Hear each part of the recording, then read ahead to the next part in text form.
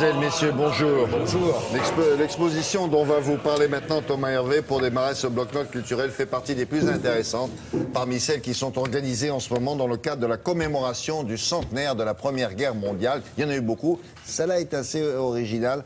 C'est la guerre, mais vue de l'intérieur. Exactement. Ça veut dire quoi, ça? Eh bien, ça s'appelle la guerre vue du front. Pourquoi? Dans ces commémorations, on a vu quantité d'expositions qui nous racontent un petit peu justement ce qui se passait sur ce front de 1914, mais à travers des professionnels, c'est-à-dire des gens dans des gazettes, des peintres, des photographes, dont c'est le métier de rendre compte du conflit. Là, c'est tout l'inverse.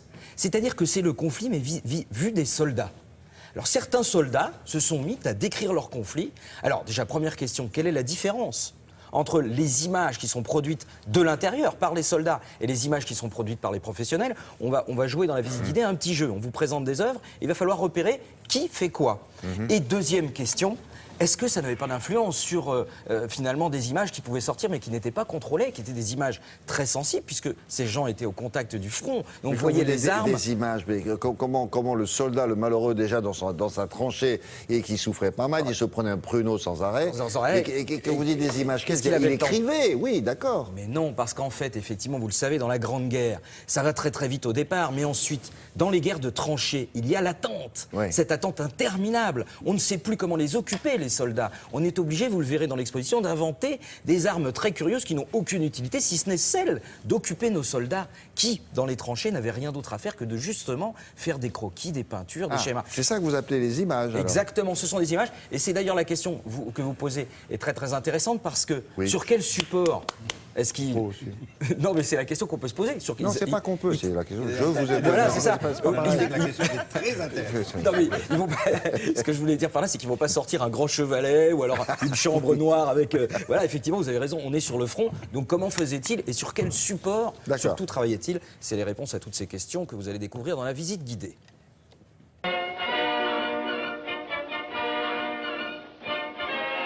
On démarre par un petit jeu. Vous avez ici 3 scènes d'explosion d'obus pendant la guerre de 14. Et il faut essayer de deviner ceux qui ont été peints par des militaires qui ont vécu la scène et tableau qui a été fait par un peintre qui s'est inspiré. Et la réponse, elle est très simple. Regardez. Dans le cas des militaires, on voit bien que les soldats se protègent. Alors que dans le cas de l'artiste, bon, on a les soldats qui sont là, ils regardent. Oh tiens, il y a un truc qui pète. Puf, pas crédible. Ça veut dire que l'artiste ne l'a pas vécu.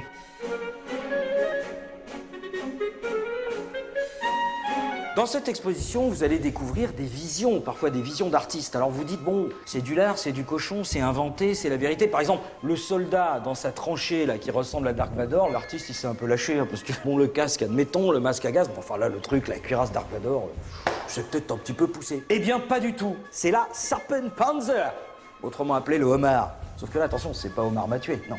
Là, c'est plutôt Omar m'a sauvé. Vous allez voir des représentations sur des peintures, sur des affiches, sur des eaux fortes, et vous allez tomber sur un os.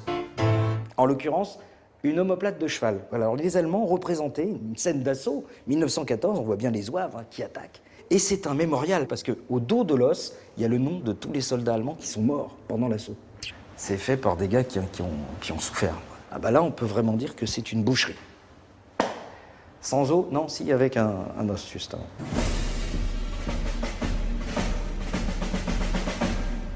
Vous connaissez tous les histoires de Toto, mais connaissez-vous Toto va au front?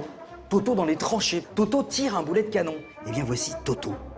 C'est la mascotte que sa fiancée a offert au maréchal des logis Louis Danton. Louis Danton est passionné de photos, mais il veut pas se représenter avec des armes. Donc qu'est-ce qu'il fait? Ben, c'est la mascotte qui s'y colle. Et on voit bien une petite mascotte, regardez, il l'a mis sur son cheval. Et ben ça lui a porté bonheur. Parce que le maréchal des logis Louis Danton, il est rentré vivant du front. C'est normal. Les histoires de Toto, ça se termine toujours bien. Vous connaissez pas la tête à Toto?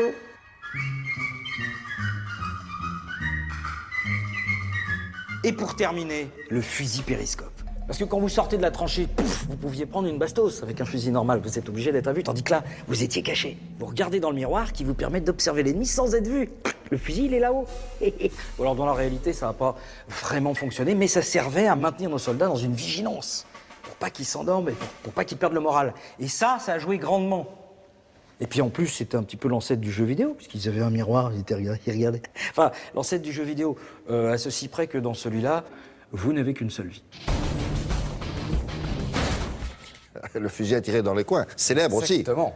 Mais Bon, celui-là ça se a passe où, vraiment ça marché. Ça se passe au musée de l'armée, hein, donc c'est dans la cour des Invalides. Ah oui, déjà, aller là, déjà, c'est beau. Déjà, vous avez la cour avec tous ces canons alignés. Déjà, c'est magnifique en Et soi. puis mais ils ont alors, en plus- restauré les murs aussi, c'est Oui, magnifique. c'est magnifique. Bon. Et en plus, vous avez cette exposition vue du front. Merci Thomas. Pour l'actu.